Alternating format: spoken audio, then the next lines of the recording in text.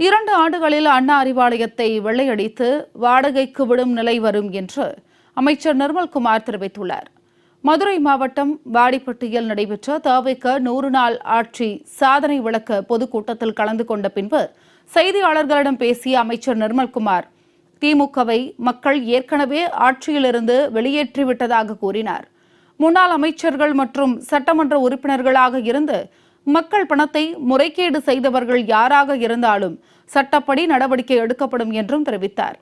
இன்னும் 2 ஆண்டுகளில் அண்ணா அறிவாலயத்தை வெள்ளையடித்து வாடகைக்கு விட வேண்டிய நிலை திமுகவுக்கு வரும் என்றும் அவர் விமர்சித்துள்ளார்.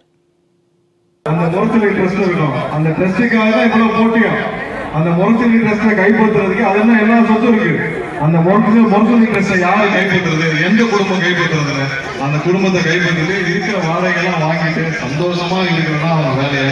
இன்னும் 2 வருஷம் அப்படிதான் இருக்கு. அறிவாலயத்துல வெள்ளை கழிச்சு வாடகை கொடுத்துட்டு வேற வேலையை பார்க்க போயிடுவாங்க. நம்மளுடைய முதல்வர் உங்களோட